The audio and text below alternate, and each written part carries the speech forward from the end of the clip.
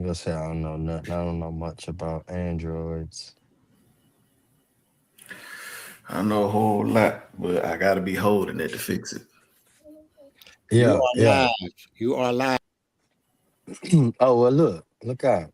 So we are having technical difficulties. Thank you, Tony, for 15 seconds later telling us that we live. We try to figure out some technical difficulties from our co-host. But again, good evening, family. Welcome back to the Roundtable Talk Show on the Knowledge is Power Podcast Live. I'm your host, Christopher Unk Jones. And of course, welcome to another Tuesday. It is Tuesday yet again. It came by fast though, man.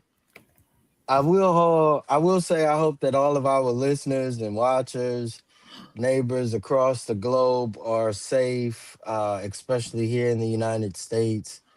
Um, During this cold snap, I guess we could call it. Yeah, we call it that.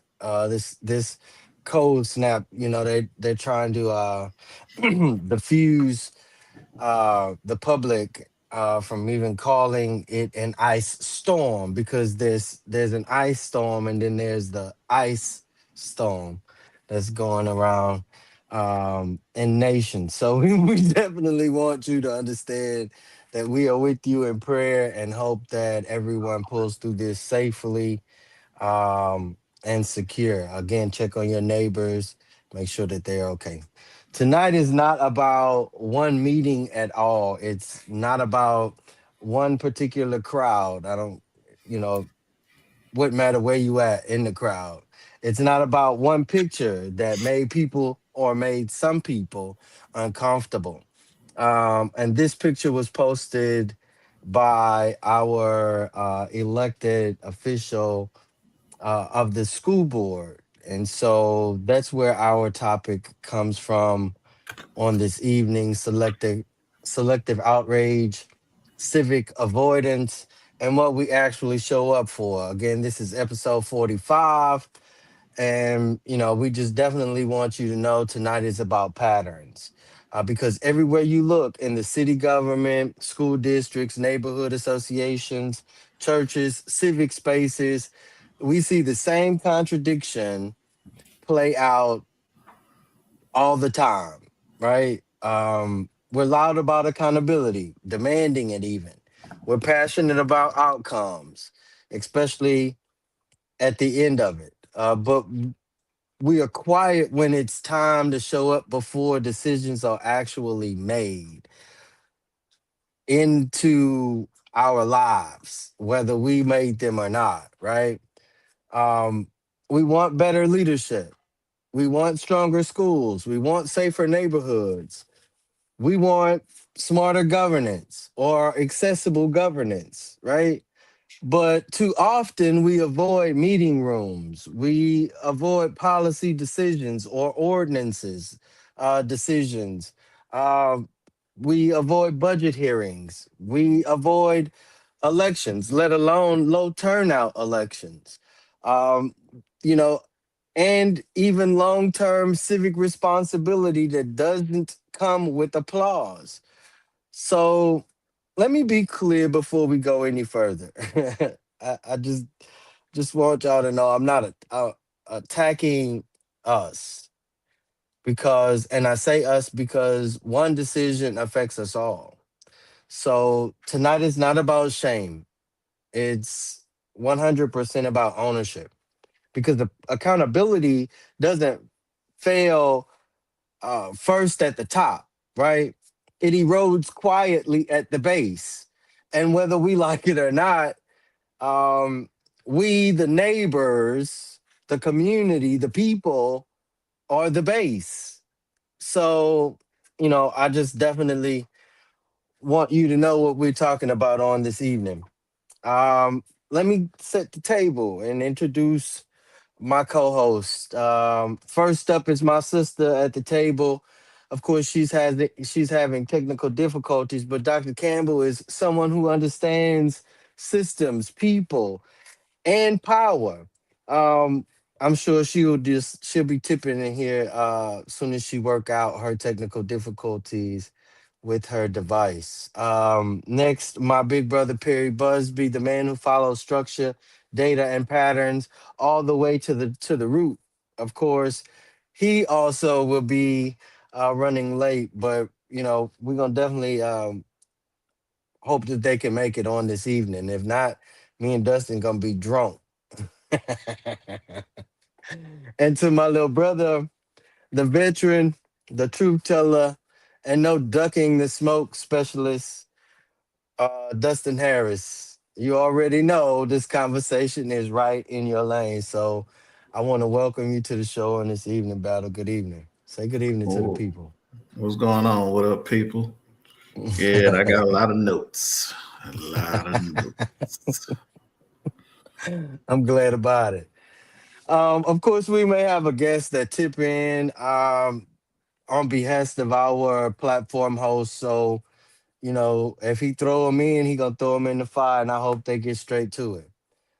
For the family watching on Facebook and YouTube, or wherever you tuned in from, drop your city, drop your role, and definitely lean in because this one is definitely for us.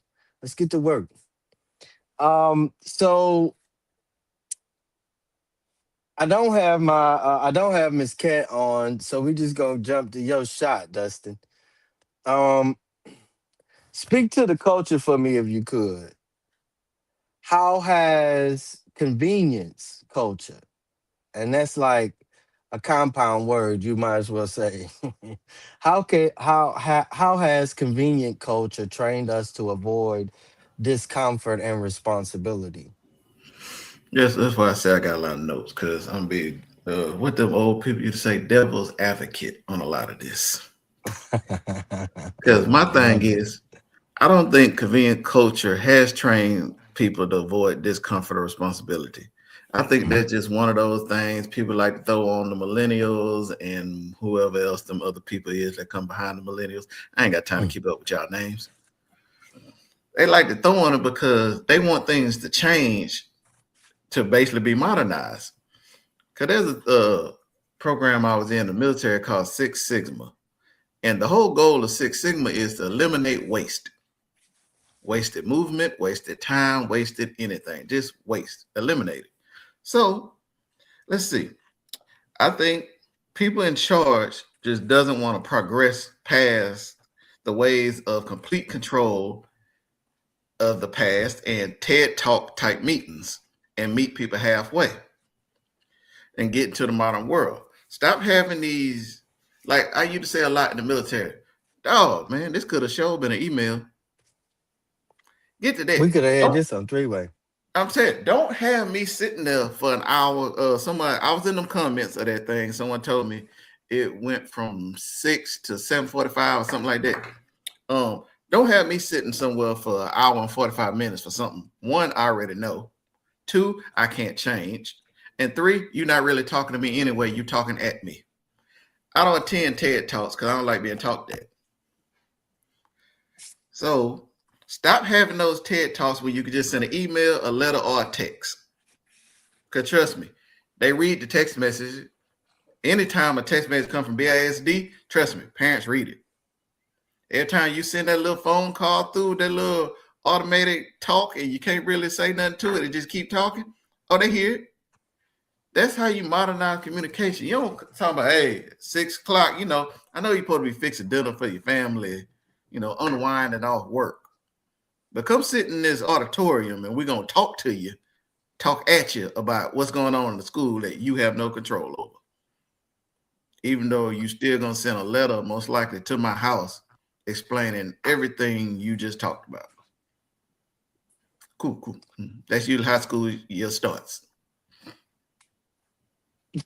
Or how about this? Live stream it.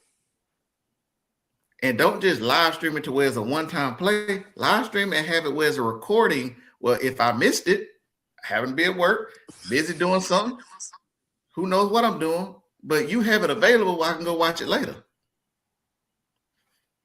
Modern technology.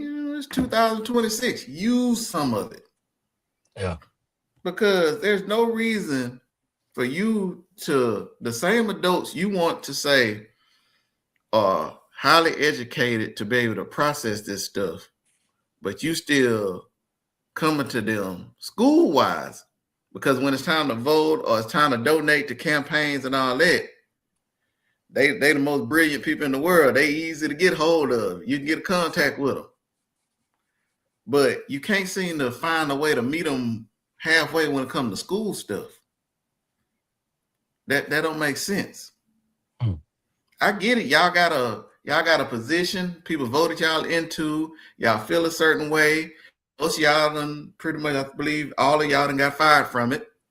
So y'all speak of basically former employees' standpoint, but still showing pictures of someone being happy to watch their children or family members play a game versus sitting in a room watching somebody they don't know, don't care about, and someone who don't care about or their child talk to them for an hour and 45 minutes.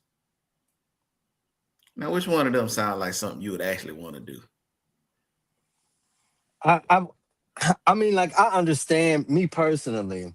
Um, I totally understand. I I agree, especially as a service member, my previous service member myself. Well, you know what they say, Uncle Sam ain't never gonna release us. So Nope. yeah, a service member. So like, yeah, I agree. In the military, we always had, those TED talks, those talk at yous, and you talk at us so long till we almost nodding off. Um, Standing up. on instructions and history and procedures and protocol. I mean, like, you you didn't talk to us, to death. um but in this particular, I guess, like, in this particular moment, um when, even when considering the picture that Trustee Avery posted on social media, in comparison with, of course, the game. Everybody knows this is Texas, so sports is highly attended. And then she posted, the other section was the takeover meeting. And One of, so, not both, just one. yeah, yeah. And so,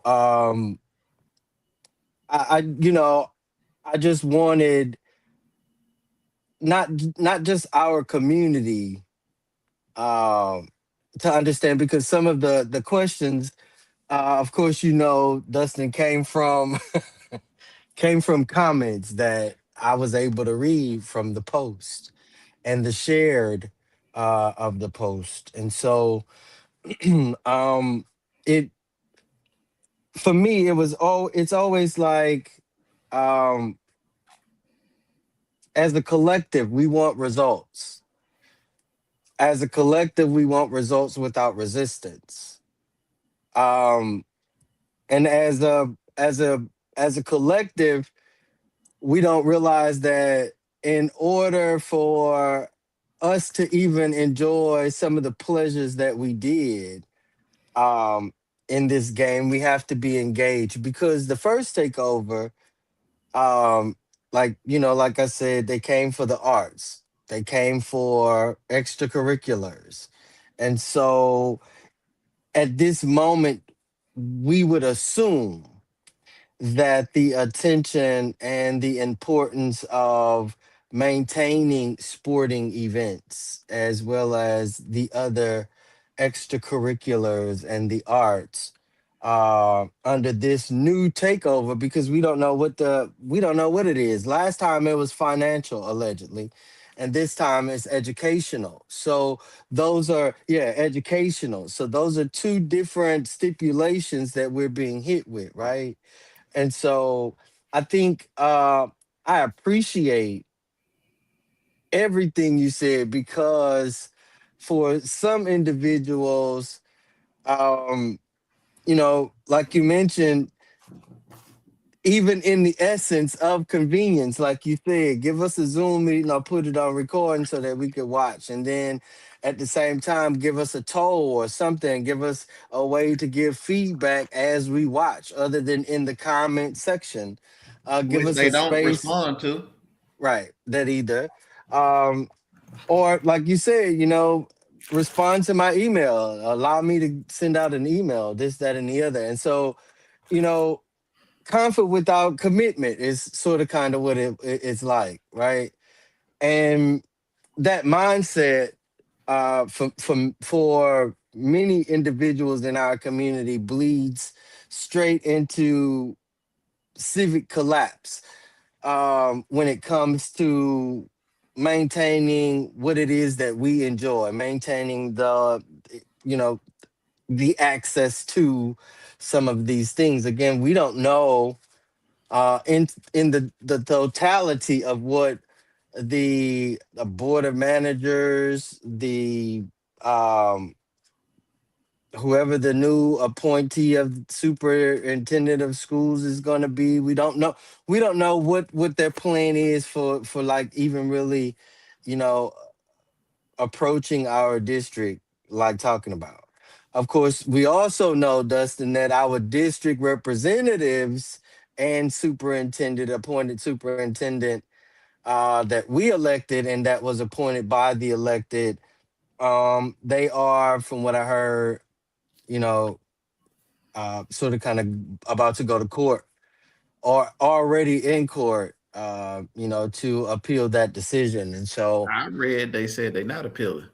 oh, okay. So, well, last time we heard, I'm glad you brought that information, because last we heard it was that they were going to appeal it. And so maybe Apparently they they heard did some more looking into it and digging. realizing Yeah. it would be a giant waste of money to Hmm. do so. And so they figured they just bow out, and because they wasn't it's a hard thing to win regardless.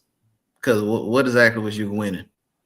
Yeah. And your report card don't give you much leverage. So you And were it's just not just gonna it's not just your COVID, your post COVID report card, it's your pre COVID report card too. And so, I mean, like I said, even in the beginning, when the takeover came about in the early 2000s, um, you know, that was one of the things that I kept telling representatives, not only of the takeover, but individuals prior to, right? Y'all graduating people that can't read.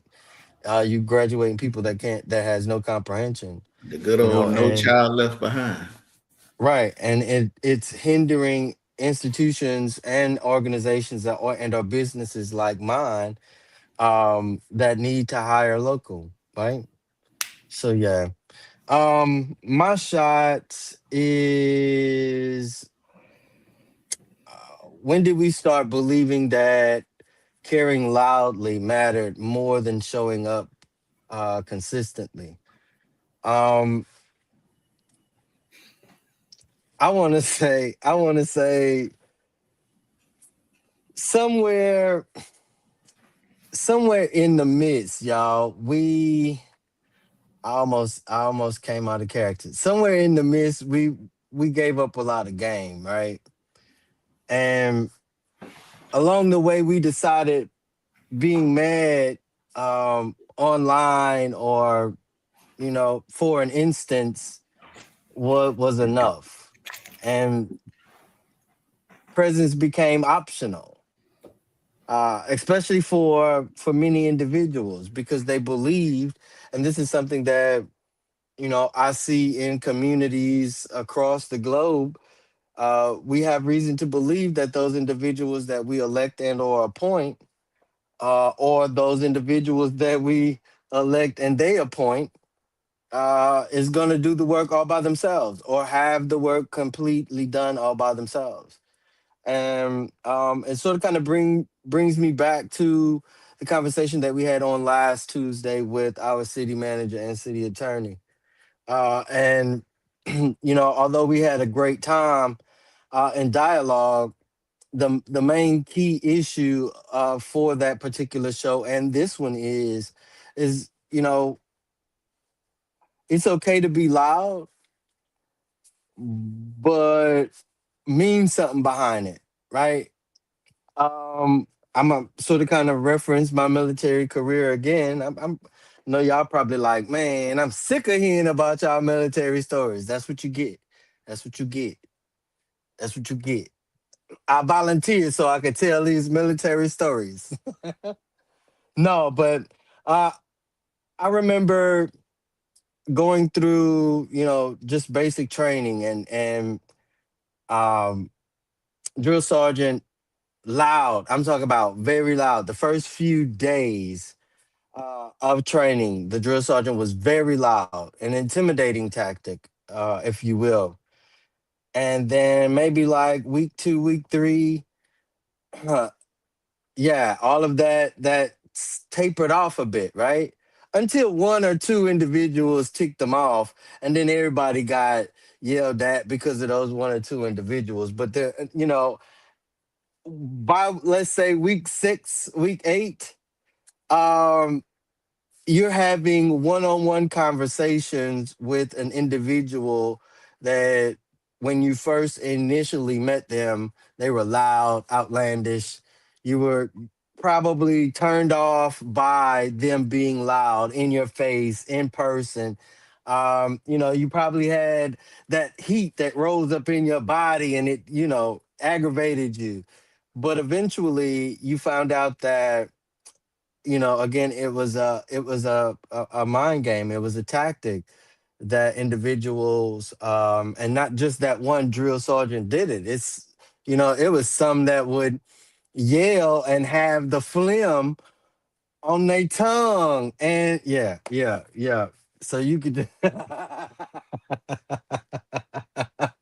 so yeah, you could just imagine. But if there was a moment that any one soldier, airman, marine, sailor, any one of them were to ever buck that system, if one were to buck that system and the others try to mimic, it was it was chaos.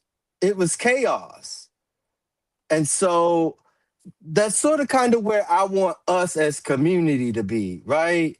Um, yeah, we'll yell initially, because I need you to get to understand where we going, where my passion is, where this instruction lie. I need you to understand where we're going from here. And as we learn from each other, and I learn of you, then yeah, I'm gonna simmer down a bit because again, we cooking now. We're able to go somewhere. We're able to mesh ideas and learn from each other, right? And so I do believe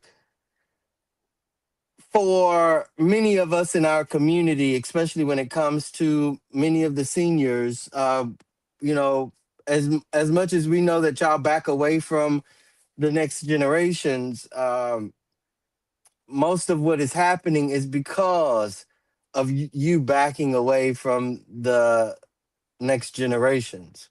And so I just want to throw this out there right fast for the chat. Um, This is a reflection check, if you will. Which reason keeps people away from meetings and such most often? Put a one in the chat for your my voice doesn't matter. Put a two in the chat. They already decided. Put a three in the chat. I don't understand the process. Put a four in the chat if you believe I'm too tired to engage. Again, drop your number and let us know how you feel about that, or what you feel about that. Um, that's the chat question for this episode. Dustin, you ready for your next shot? I told you you're gonna be. No, I'm sorry. It's the roundtable question. Mm-hmm. um, when did civic participation stop feeling like protection and start feeling like punishment? You got the floor.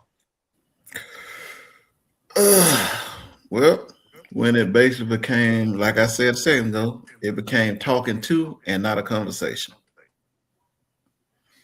because I don't get it. I get it. You have a spot you've been voted to. You got a job you've been hired for. But when people come to talk to you about the process, all about policy, all about whatever, you either give them the all day runaround, which I'm talking about in our second category, or you talk at them about stuff where you go so far technically into it, you're talking above them, Yeah. or at least you think you're talking above them, and so you come off as if you trying to talk above them. Right. Right. And even if they correct you and let you know they understand every word you're saying, you speed past the conversation and you keep it moving. Without correction or Mhm. acknowledgement. Oh yeah, that's the game. Just the game it is. It's like you wanna go out, you wanna do stuff. Like let's just rewind back to voting. Why is it not a state holiday or like a pass from work to actually go vote? That's because you don't want people to vote. Because when the numbers was the numbers, you didn't like how the numbers showed up. So you really don't want people there. That's what Right. that tells me. Right. And when you have all these city events, because did you know there's a veteran meeting with the mayor people every month? Coalition. Yeah, I didn't know nothing about that. I found a little link. I was like, okay, cool. What time? Because none of the posts has a time listed on it. I I'm didn't like, see a well, time either. yeah. But I got time. Somebody that was at the meeting put in the comments, it's 10 a.m. So I was like, oh, so you only want retired veterans to be there. I mean, retired. Mm, mm. Like retire from all your jobs. Or just happen to have a day off. But it's like Man. that's the game y'all playing. And then when people get tired of playing the game, it's their fault. It's oh, y'all don't want to show up. Well, I showed up for 10 plus years. So Ain't got nothing to return. the 1 year I don't feel like showing up, I'm the bad guy. This was the one Yeah. year you needed me. That's what you're saying. All the rest of Yeah. you didn't care about. Okay, cool. Whatever. Man. Um, for me, especially in response to the question, um, for me it's a bit complicated, right? Because it may be for some rather. Participation started feeling like punishment when we stopped seeing it as defense. Um, and some people may be like defense, which defense of what? Defense of our kids. We're looking at a pedo ring be disma. I mean, like from the highest office in this government of our government, right? I mean, so defense of our kids, which is a direct link to defense of our neighborhoods, right? Of our communities, right? Because I, I, I hear a lot, especially like being an 80s baby, you're a product of your environment. It's a, so defense of our neighborhoods, defense of our future, because without our children, our kids, and our neighborhoods, guess what? We have no future. There is no future. There is none. There is none. Especially if we're not pouring rightfully into our kids with them understanding that there is consequences and repercussions to every decision that they make, as well as showing them that there is consequences and repercussions to every choice that you as the adult, as the older person in the community makes as well. Consequences and repercussions don't just land on the person that made the boo-boo, especially when we extract ourselves from civic engagement. When we stop showing up early, power stop waiting on us. Period. Power got to progress. It has to. It's called power for a reason. And if you ain't got your breaker box on, power gonna skip your house. Power ain't gonna just go to your line and wait for you to turn your no. It's gonna skip your house, fam. And now we're shocked by the outcomes. We didn't contest. We shocked because our light switch don't work. Well, your breaker box off outside. If it's wired correctly.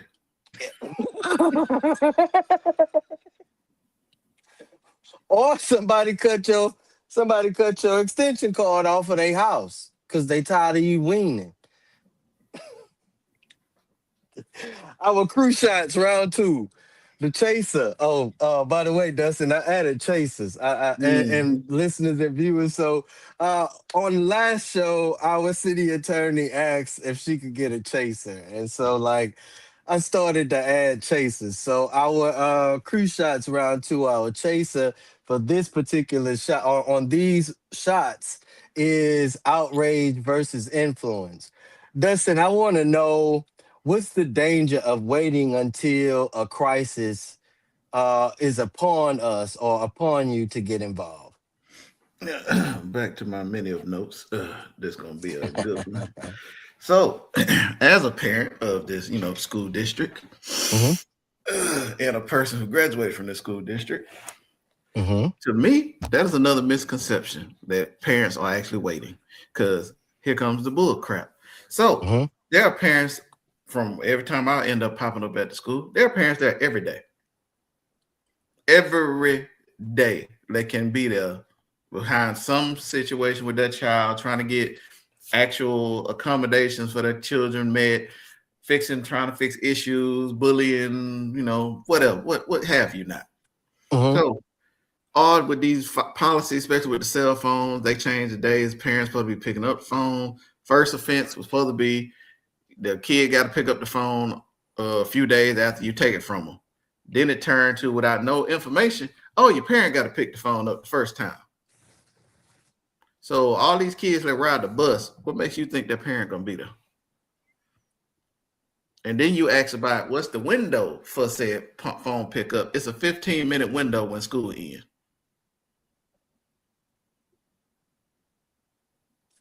And my child a bus rider? Yep. Oh. Now, I'll tell you from personal experience, my daughter had her phone taken, and something told me, hey, get on out the line. Well, get out your car and go inside and see what's going on. So I just, gee whiz, decided to walk in. If I never walked in, she would have never got her phone. Because apparently they changed the policy that you need to have a parent pick up your phone on certain occasions. So while I'm standing there, there's about 20 kids in line. There's maybe 4 parents. So you can do the math. So 16 kids are being told, hey, your parent was supposed to come get your phone.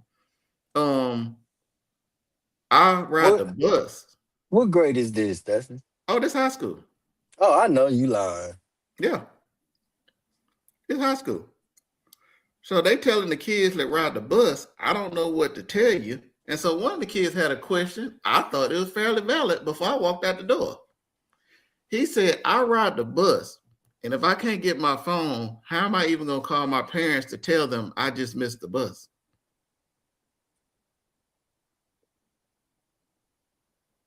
Because when that window goes for the phone pickup time, all of administrative leaves with it. So there's no one left at the front of the school once that window closes. Yeah. So they got off topic a little bit, but I want to go more on the policy that they got. So there's parents every day up there in person or on the phone or emailing in, which I appreciate BASD making it real easy to email anybody. Now, returning them emails is another subject. But no one wants to talk about the actual process of once you get a hold of somebody. So I will. Personal experience. If you can get past the secretary, that be at the administrative building or at the school itself, if you can get past that secretary, you might get to talk to the actual principal you want to talk to. I say might. Because if it's that head principal, they might be in the office, they might not. So they might pass you off to assistant principal who has absolutely no idea what you're talking about. They not even know that department of what you have an issue with. So once you get that, you finally, you think you made some leeway. You get to having a good conversation with the assistant principal because they're more approachable. Only for them to really let you know, oh, that policy or issue that you have is actually controlled by the school district. So you got to go talk to the administrative building. So, all right, I got time today. You go to administrative, and if you can get past the secretary, once again, if they told you who is actually over that department, because that's a game they like to play. They say one name, you ask for that name. Oh, that person's not over that. Well, who is? Let me check. So cool. You finally get a hold of the person whose name never got brought up, but they're over the issue you have. You talk to them about the policy for their little, 30, 40-minute spiel, and then they end up letting you know, well, we set the main policy, but every individual policy is on the principal at the school. Well, they just told me the policy's on you. Now you telling me the policy on them. So, you mosey yourself on back because, again, you got time today only. Only there for them to tell you, well, the policy is the policy. We can't really do nothing about that. You can set an appointment with the principal if you want to talk about it.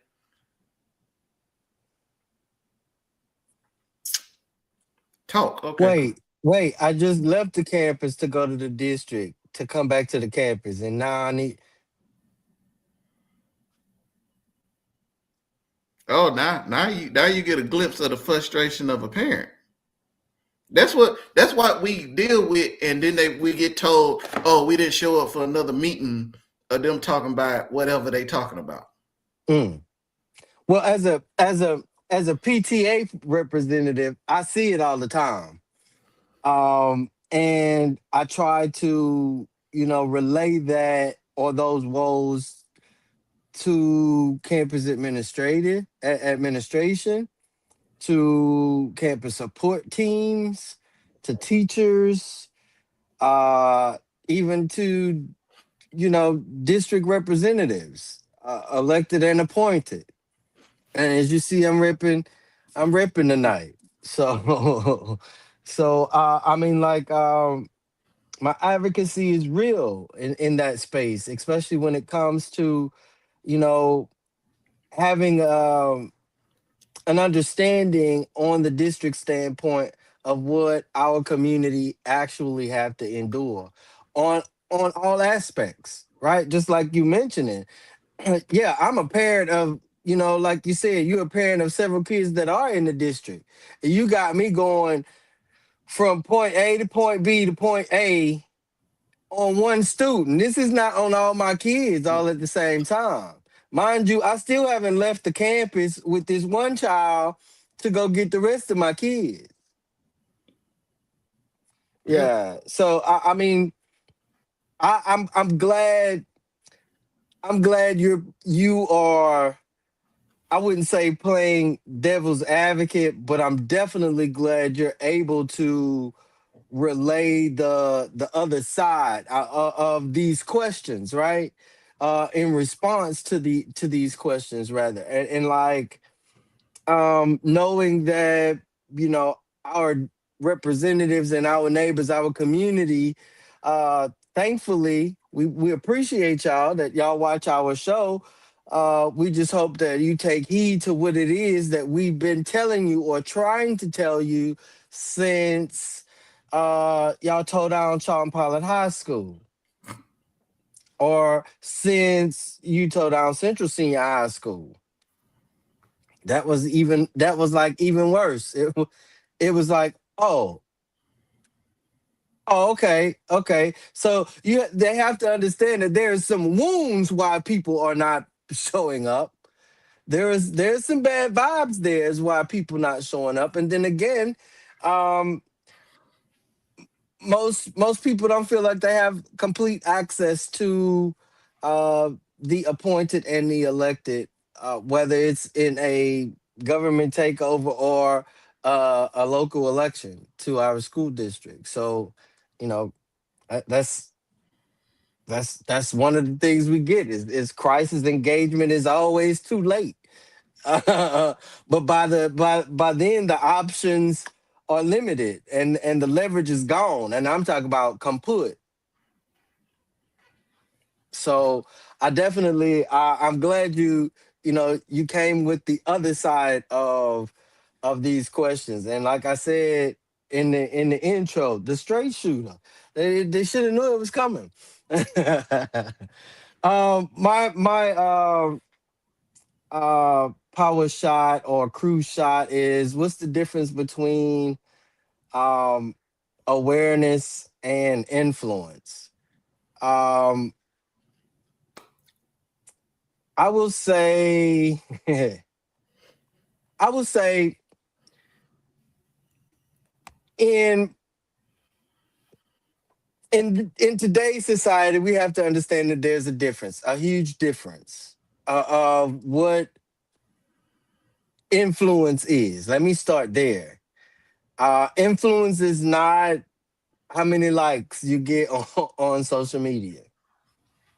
And that's on any platform. It's not how many shares our video and our show get here on the Roundtable Talk, or even the shows that Tony do on Sundays with the Knowledge is Power podcast live. That's not influence. Influence is when we are able to put people in places of awareness, right? And make things that seem complicated or distant from people seem accessible and plain, and even controllable to their standard, right?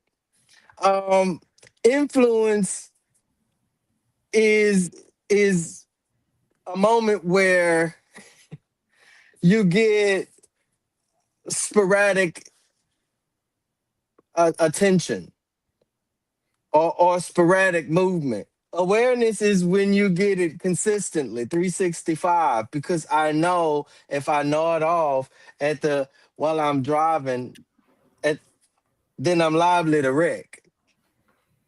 I'm more than likely to wreck. So um we have to understand that um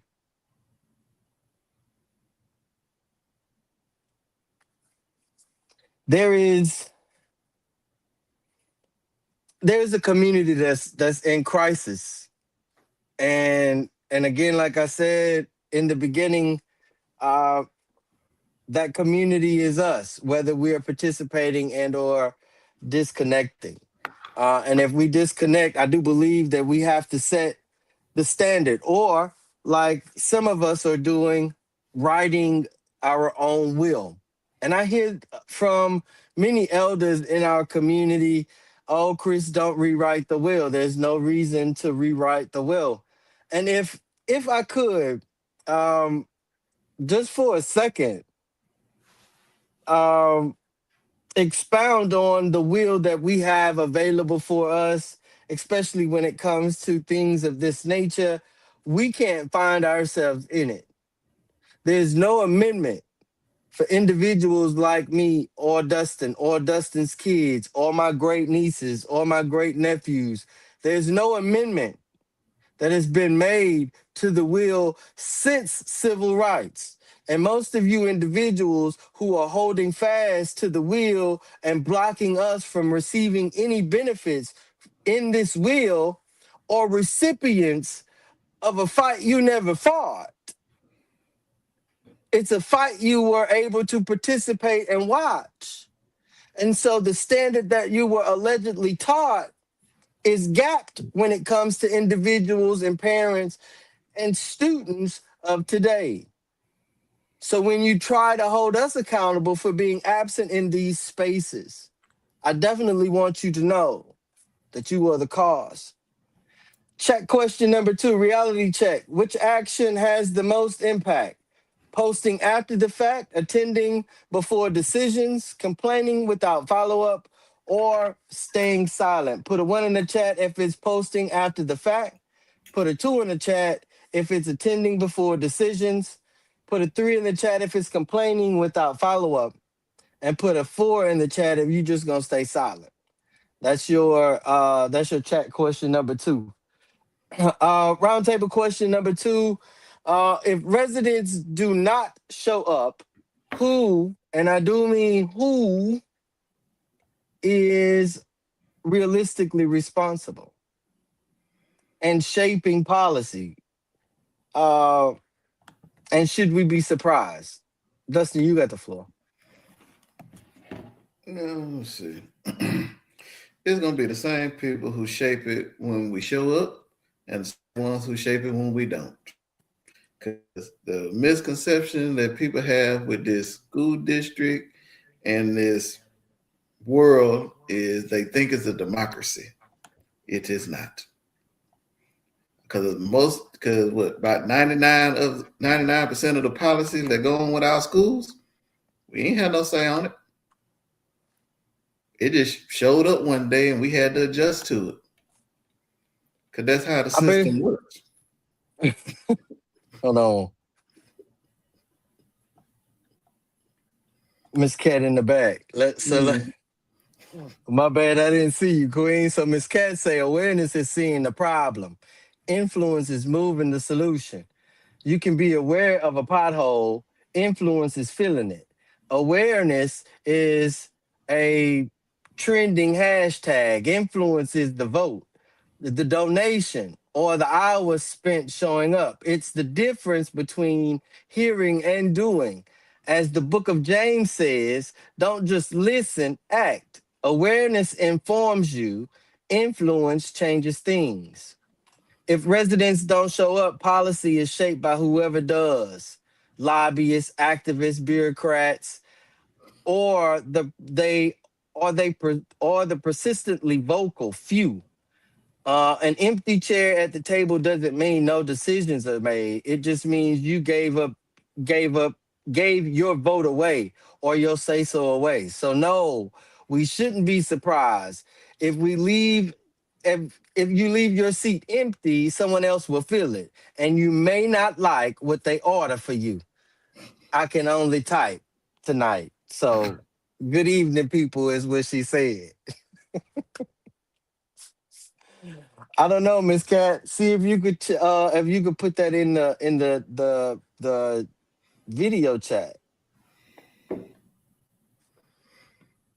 Yeah, Dustin copied it for you, Miss Cat.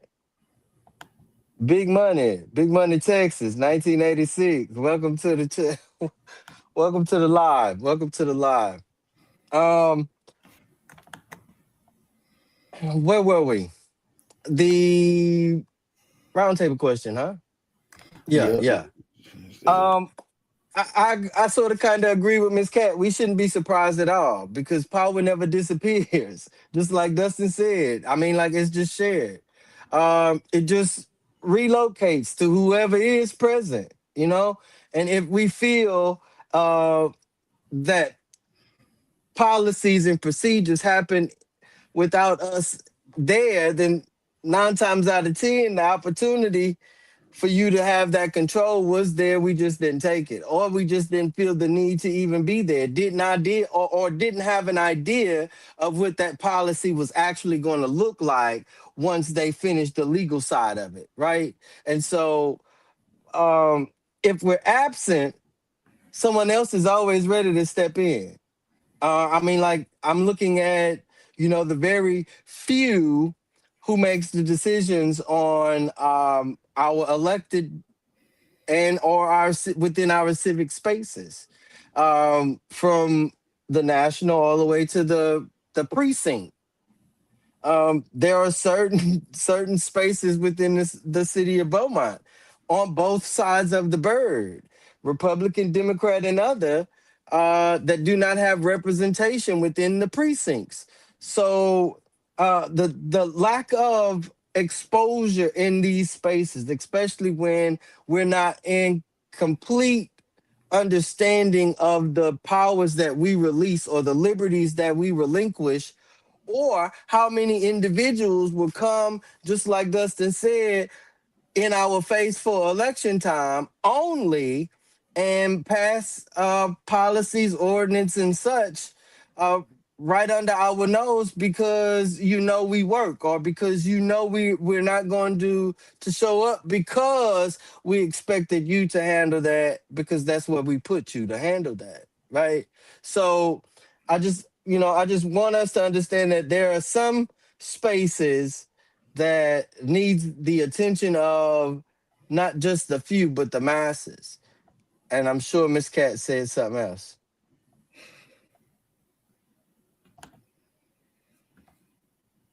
Yeah, Miss Cat said, Dr. Campbell said policy is going to be made if you are there or not. So whether you show up there or not, policy going to be made. And as a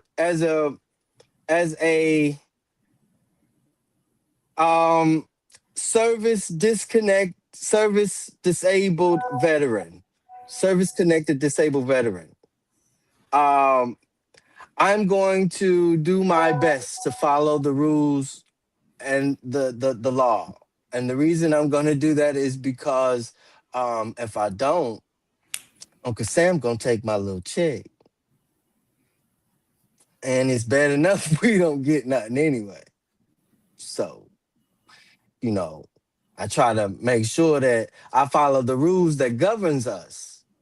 Now, I ain't gonna make a fool out myself. Just like I told y'all a few times before, we could definitely go to our attorneys general, district attorney, and or city attorney when we have some atrocious laws that are impeding on our liberties.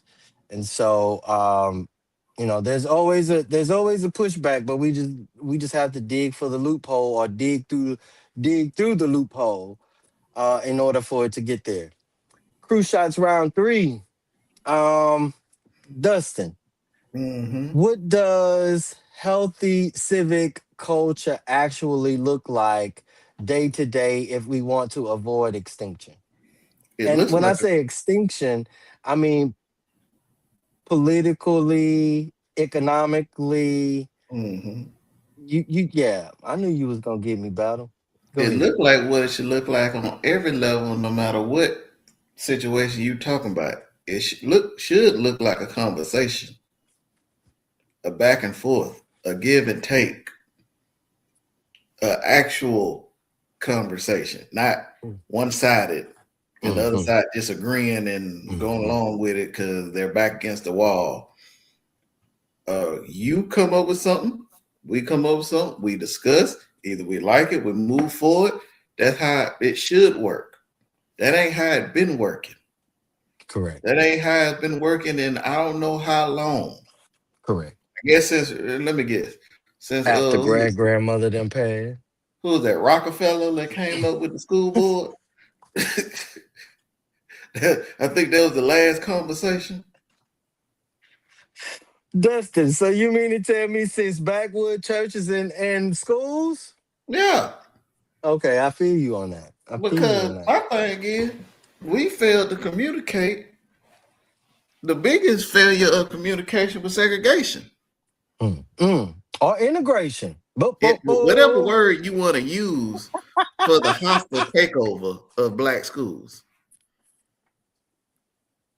because they didn't give a damn about you really being next to their kids learning.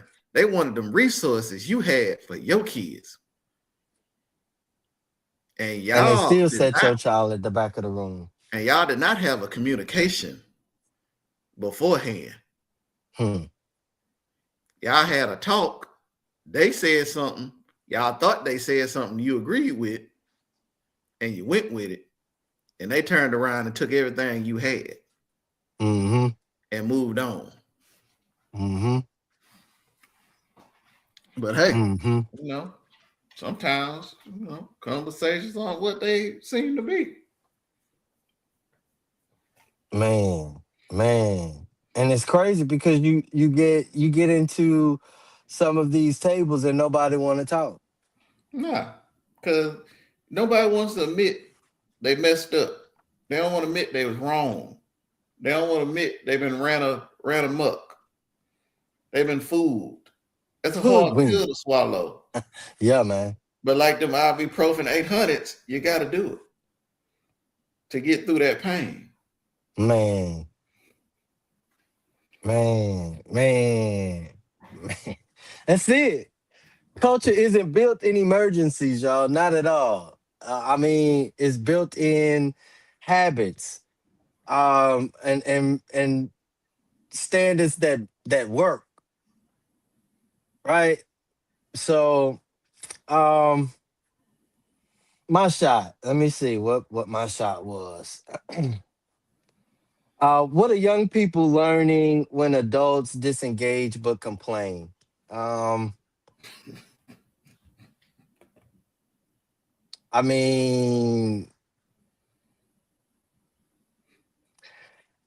then just like we said, it's habits that they're learning, right? It's based on the power that we either leave them or neglect from them, right?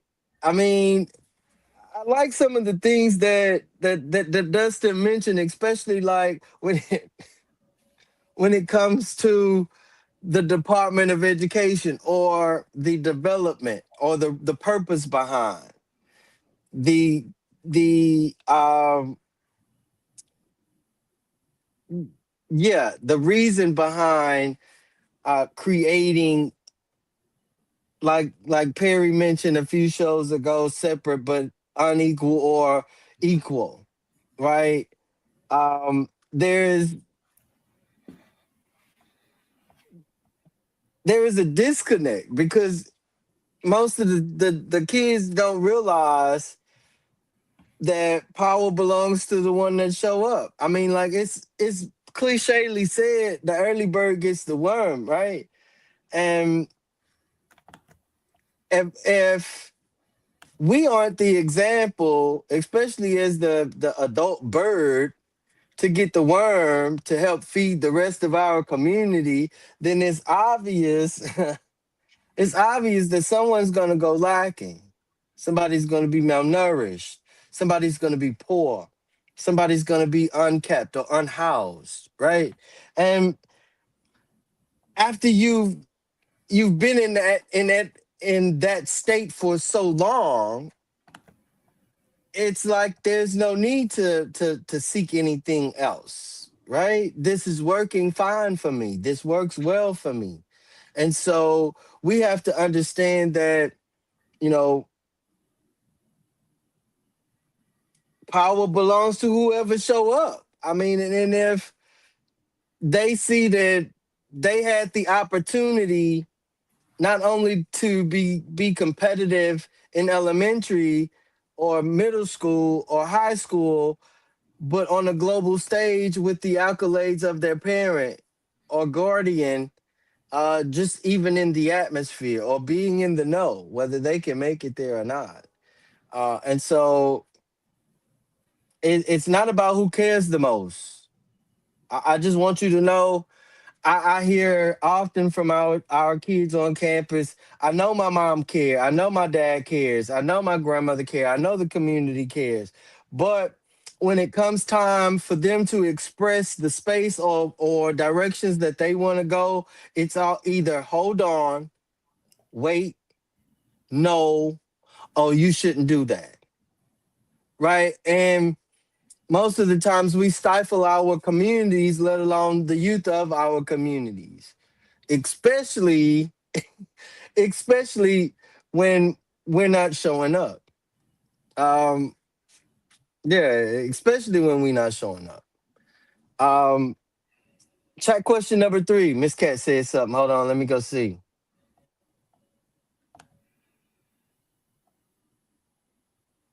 Miss Cat say, you will have a seat at the table or be part of the meal on the table. She say this pattern slowly poisons the well. She say long term, it teaches people that leadership only listens to the loudest few, and that instruction serves themselves, not the public. Trust isn't shattered overnight, it erodes by 1,000 quiet exits. Leaders begin speaking only to an echo chamber, and institutions drift further and further from reality. People stop believing their voices even matter, so they disengage completely. The system becomes a ghost town run by a small clique. Well, hello, BASD. Hello, Jefferson County. The rest, the rest. Oh Reset. no, I'm sorry. The reset. The reset. Trust is rebuilt in the unglamorous daily work of showing up. It restores when leaders consistently see full rooms and hear diverse voices. Lasting trust comes from feeling the seats, not just hearing the shots. I'm sorry, the shouts. Um, she say, read my answer for my shot. And that was so Miss Dr. Campbell's shot was for round three was how does this pattern affect trust in leadership and institutions long term? And so that's her response. Chat question number three. Finish this as honestly as you possibly can. A community loses power when it blank. Put a one in the chat if it's avoid, if you feel it's avoid discomfort. Put a two in the chat if it's wait until it's too late. Put a three in the chat if it's all of the above. And I'm sorry, and put a three in the chat if it's outsourced responsibility, and put a four in the chat if it's all of the above. Drop your number. Roundtable question. What must be done to avoid political extinction, or is it something we've already accepted? Dustin, you have the floor. I don't think it's something we accepted because a lot of people are still trying. You Hmm. see, I said the word trying. Hmm. Because we're still putting up the fight. We're still giving effort. We're still trying to educate, trying to push forward the message of Correct. what to and what needs to be done. Correct. Even though, that dude in that wheelchair up there calling himself governor is beating us across the head at every turn of Correct. trying to make our vote actually means nothing by gerrymandering our districts to where our vote is what 1/5 of a person now. Right. So that means for every five of us that we got, you get the one vote. So we need five for each person because that you just got to keep fighting.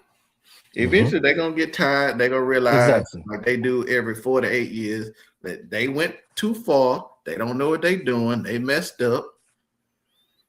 So let's listen to the people who've been saying something otherwise. So, just don't give up quite yet. Start doing like most people do. Just, lazy vote it. Just every 2 to 4 years, look at the thing, what we voting on, do a quick, what they call it, a quick jam session to catch up on the details. They go on in there just to piss people off. Yeah. Yeah. Nanny boo boo.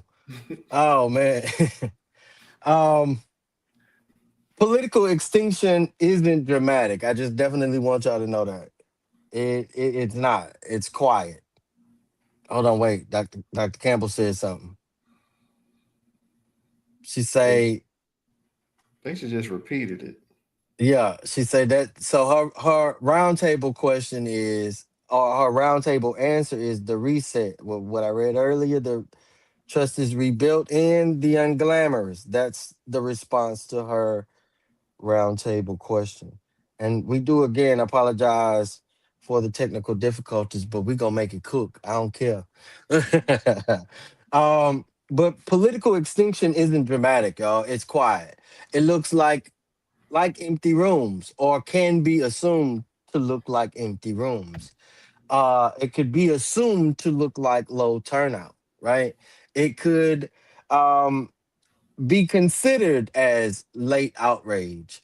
And as my battle buddy definitely flipped the coin on not only the perception that came with not just that photo, but what comes from many leaders in the community, especially when they don't see individuals in the masses, as if we're completely disconnected and or not in the know. But you know, it doesn't have to be, and it is not completely our story. And one thing I will not do on social media and or on this particular show is give away the plan.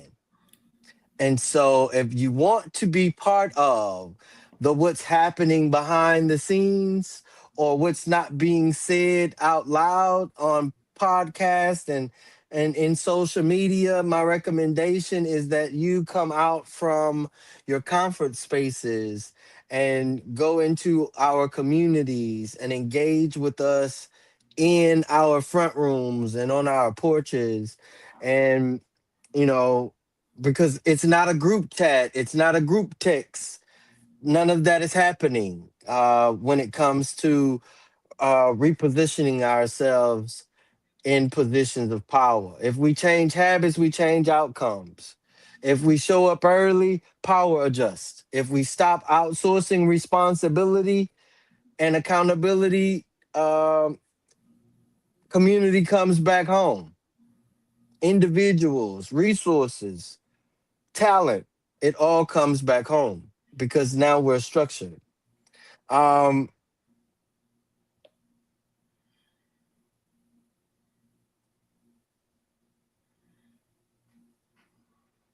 okay.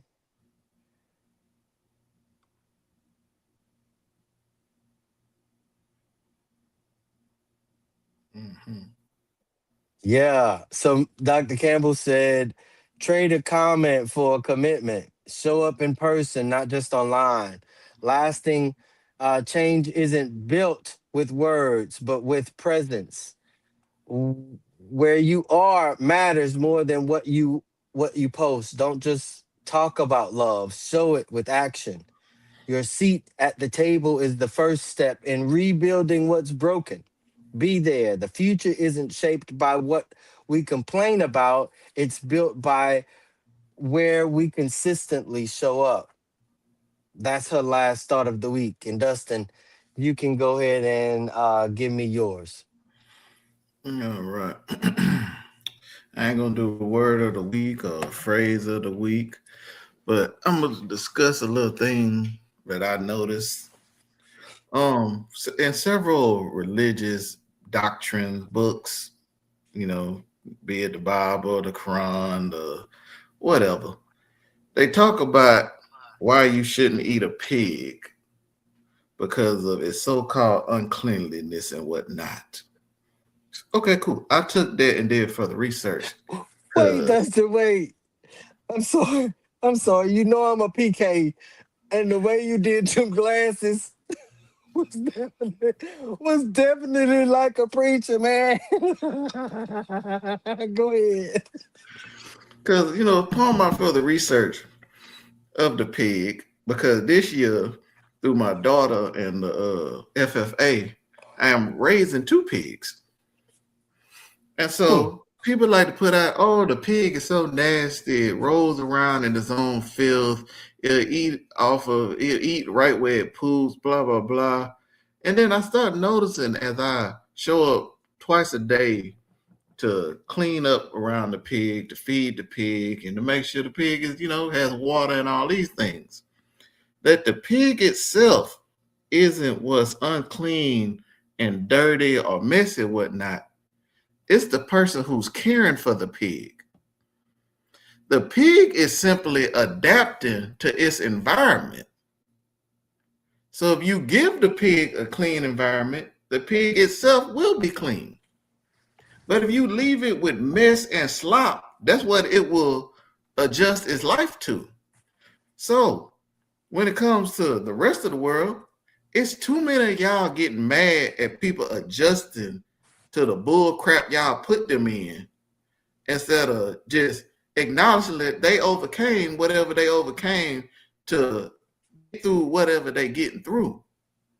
You put them in the situation and now you mad that they living in it. Mm, mm, mm.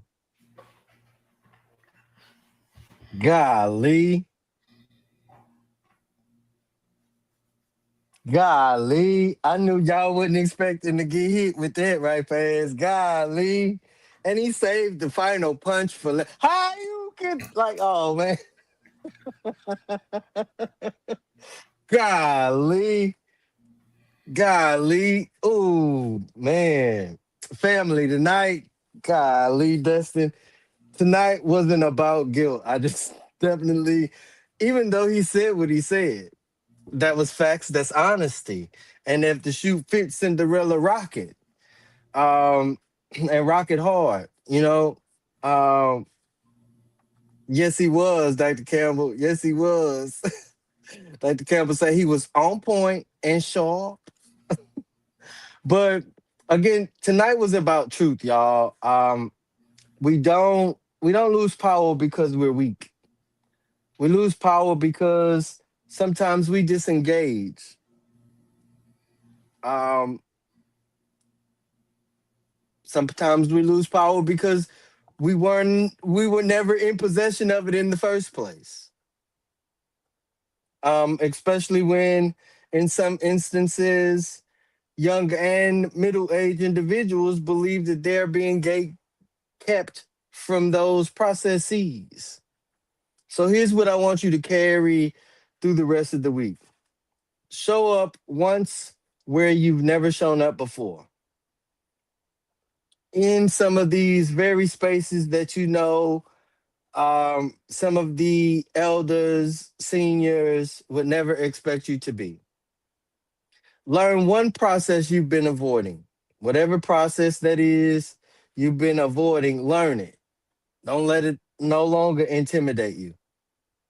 And stop waiting for a crisis to care, especially if you are in a minority majority community. You're always in crisis. You could always find someone to care for if that's what you so choose. Because accountability isn't something we demand, right? It's something we practice. It's something that becomes habitual, like breathing. And if we aren't consistent in our practices, then the very things that we are expecting from our communities at large go amiss. I just definitely want y'all to know that um, we can no longer continue to point the fingers at other individuals because of their disconnect. We can no longer point fingers at the elders and or the seniors because of our disconnect.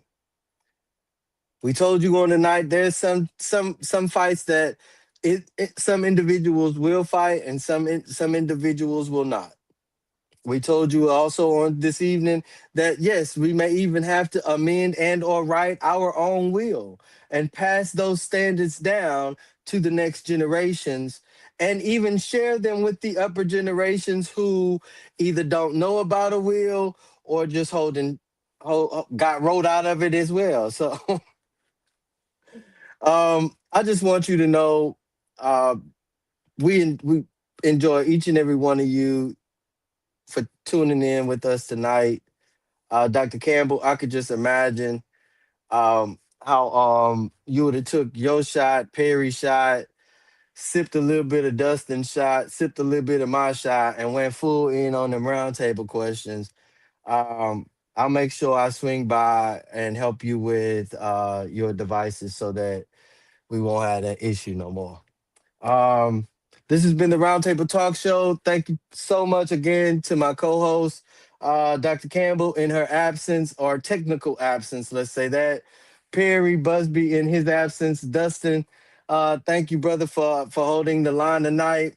Thank you, everyone, for watching, listening, and reflecting. And as always, stay prayed up, stay prayed up, stay prayed up, stay prayed up. God bless. Have a good one.